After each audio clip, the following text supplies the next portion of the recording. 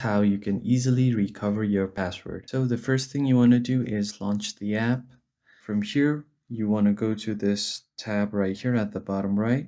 Then tap on this sign in or create a new account. This will take you to the login portal of the page. So from here, what you want to do is enter your email address if you remember it, but if you forgot your password, just simply tap on this forgot your password. It will take you to a page where you have to enter your email address first because the app will send you a reset link on this email. So you will have to enter your email address right here. And once you do that, you can just tap on reset my password.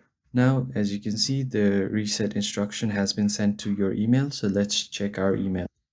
As you guys can see, the Fantasy Premier League team has sent me a reset link on my email. So from here, you can just tap on change password and it will take you to your web browser where you have to reset your password. So from here, you can easily enter your new password, but you have to make sure that it's at least 8 characters, a mix of upper and lowercase characters, and it has to have at least one number and one special character. Once you make sure you meet all of these criterias, you can easily change your password. So I'm just going to enter mine.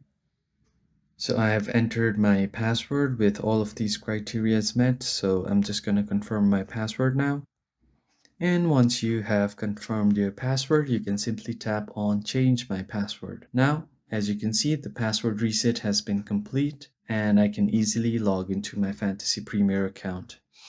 This is how you can easily change your account on Fantasy Premier League. I hope this video was helpful to you guys. I'll see you on the next one. Thank you for watching.